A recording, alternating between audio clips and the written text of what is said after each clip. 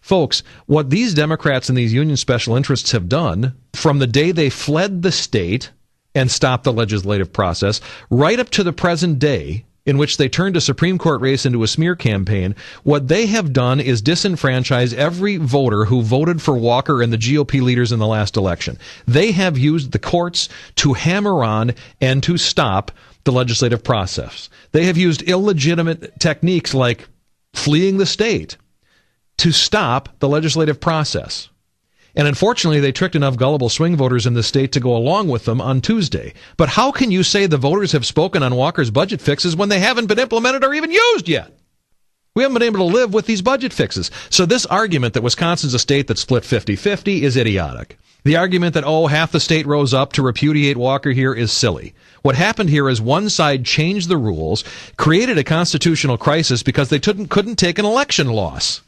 Here's an idea. Let Walker's changes take effect, as we always do when we pass legislation. Hey, when Jim Doyle and the Democrats were passing legislation, it was being put into law. Republicans weren't taking every little move they made to court. Republicans didn't take anything that Doyle and the Democrats did to court. Why?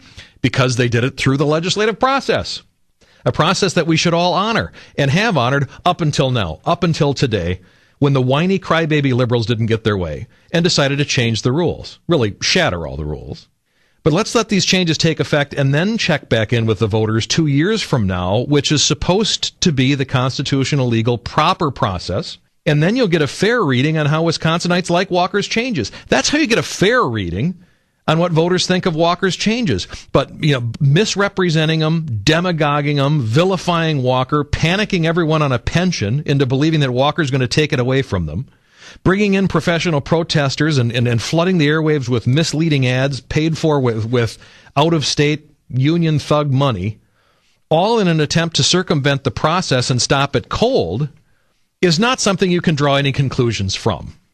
Mark my words, folks, if Walker's changes in collective bargaining are ever allowed to kick in here, give them a year, and we'll see how much voters either like them or don't.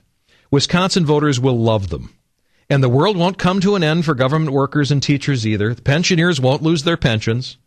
Walker's changes then, in place, properly explained and implemented in the real world, will be very popular, trust me. And the unions and the Democrats know it, which is why we've had to endure this obscene and outrageous circus for the last 6 weeks.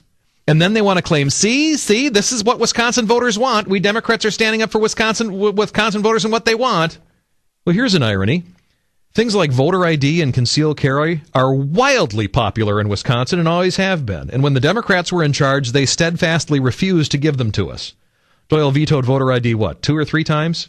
And according to every poll I've ever seen, about 80 to 85% of Wisconsinites at least want both of those things, voter ID and concealed carry. And yet Doyle and the Democrats wouldn't do it, wouldn't give them to us. They stuck to their agenda and their ideology because they were in power, and they rammed through their stuff. So now Republicans are in charge, and Republicans have the majorities, and they want to move their agenda, and they've repealed a lot of the unpopular stuff that Doyle and the Democrats passed. They're going to vote and give us voter ID and concealed carry. They're finally going to make 80 to 85% of Wisconsinites happy on that stuff. And the truth is, the Democrats' biggest fear is that what really petrifies them is that they know that even if this state is divided on Scott Walker's ending of most collective bargaining privileges now, they know if the changes are implemented, the majority of Wisconsinites will like those changes. And for a simple reason, most Wisconsinites don't work at a government job and will quickly realize Walker's fixes mean leaner, more responsible government and fewer big perks for government workers and teachers who already have cushier and better compensated jobs than the rest of us do. So don't give me this Walker's been repudiated crapola. The Democrats have used the courts to stop the legislative process, create a constitutional crisis in Wisconsin, and now they want to say, see, the majority of Wisconsinites are with us. Shut up. They can't play fair, so they won't play at all. Screw it, we're just going to change the rules. We're going to shatter all the rules.